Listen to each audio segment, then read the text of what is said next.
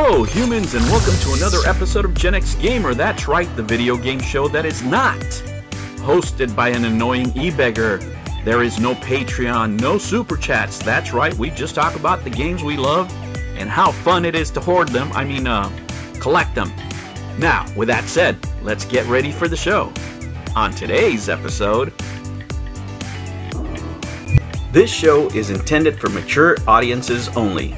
Viewer discretion is advised. Hello humans, and welcome to another episode of Gen X Gamer. Today let's talk about the Bashbox and let's look at this business venture, right? First of all, what we're going to do here is criticize the business. We've supported this small business, right? If you guys want to go out there and support it, it's up to you, right? I'm not telling you to do it or not do it. I do it because I like collecting video game consoles. This might not be for you. Right? The purpose of this video is to criticize this business and see what they're doing right and what they're doing wrong. This business right here has a marketing problem, as many small businesses do, right? And what happens with a small business, it's very personal, right? And of course, when they criticize your business, you take it personally because you put your blood, sweat, and tears into it, right? But that, if you handle it the wrong way, it really comes, first of all, from not having a good marketing plan. Right? When somebody in business tells you that you have a marketing problem, your ears better perk up. There's only two right responses to that. And one is, if you're making a lot of money, right, then you don't need any advice. But if you're not the top in your realm and you're struggling, right, whatever business you have, right, not listening to marketing advice is never a good idea. And, there's a lot of people that, as a small business, especially in the video game industry, that you can consult with, right? There's many consultants out there.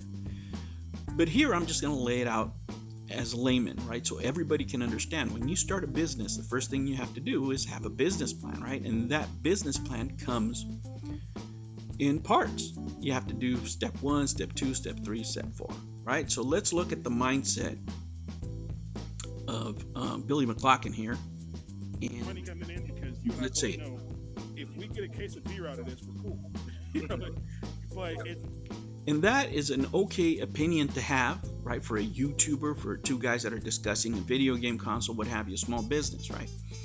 But when you're talking about 1,000 units at $249, that's almost $250,000, right? And you have to take a different perspective as the business. This is not personal criticism. This is a criticism of how this business is set up. Number one, if you're trying to sell $250,000, right, should the presentation be different, right, around this console? And it should be. Number one, the gentleman here, or these gentlemen, maybe not the best to be the spokespeople, right? That's not their strength. PR is not their strength.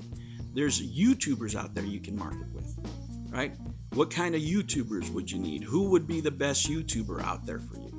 There's many choices depending on what you're trying to sell, but that comes through market research, which is step 1, right? But a lot of the talk in these interviews has to do with community. Community in most business plans is like number 6 or number 7, which is like community engagement. That's after you have your product that you're going to market and you have that killer application. When you're selling a console, everybody knows you're not going to make money in a console. He's right.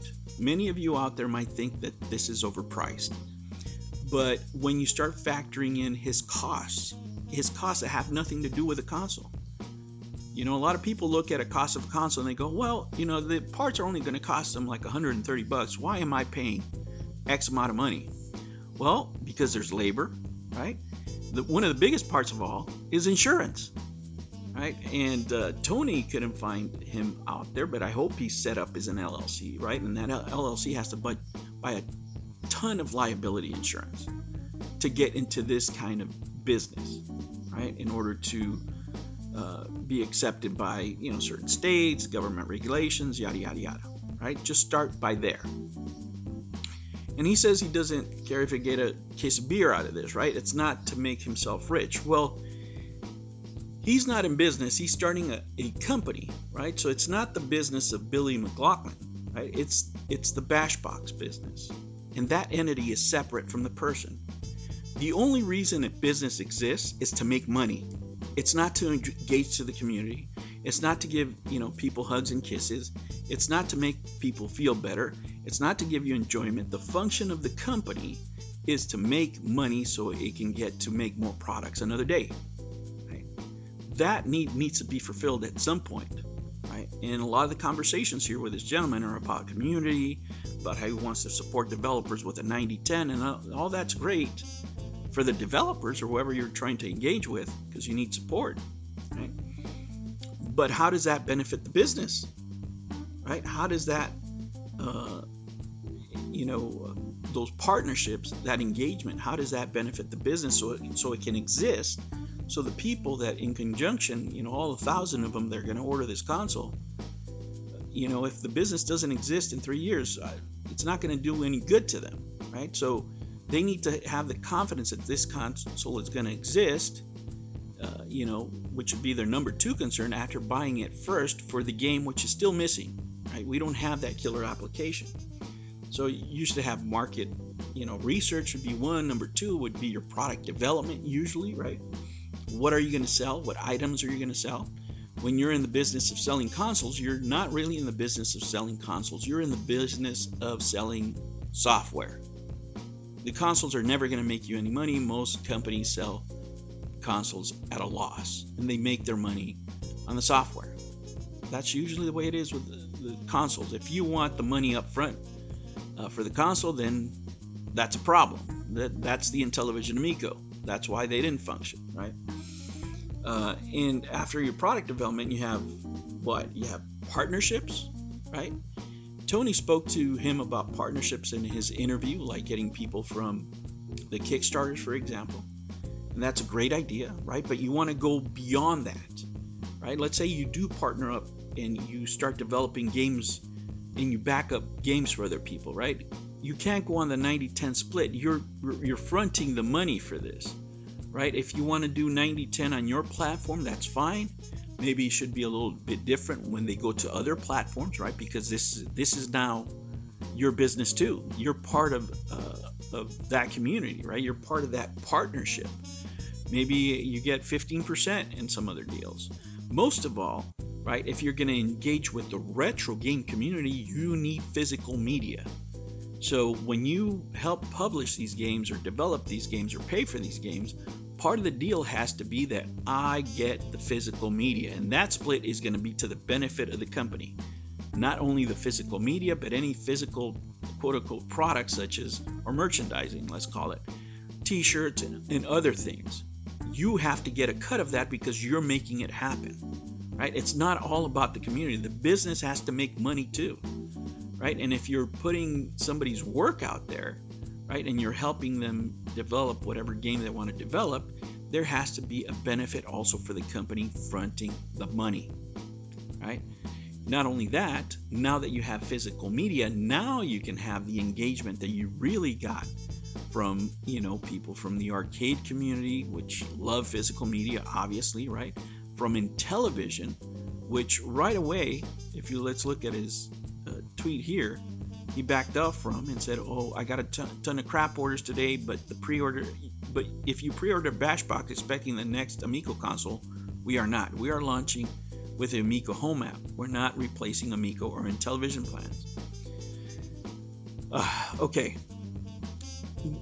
Amico is doing nothing, right? If you make one console and have it for sale, you would be doing more than the Intellivision Amico ever has, right? If you put out the 1,000, you're ahead of the game. They need you, you don't need them, right? Let's just put it that way there. Now you can have, right, a market of retro gamers, a very strong one that can support your business, right? They can support your business by making the right partnership. And if you would give these channels here, if you would give them something that they can actually review, right? They can actually review. And what can they review, right? With what you have. Look, you can have custom SDs made, right? Such as cards. You can put them in the form factor of the turbo graphics, right? That could be an amazing way to get into the market and the physical media market with what you have already without modifying your console, right? These are just a few ideas. This is not, of course, right? But if your target market is a retro community, you have to have physical media. That's what we like. That's what we go for. That's why you got Intellivision attention with the Intellivision. Intellivision, that you yourself said that you were excited about Earthworm Jim 4.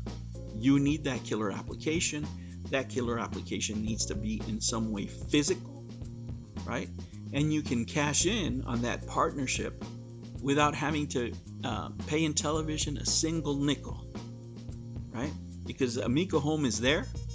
You know, if they release the controllers, great. You know, they can be compatible with your console, but why stop there? Why not make your own wood grain edition, right? A controller with a screen is something that has been done before by other people.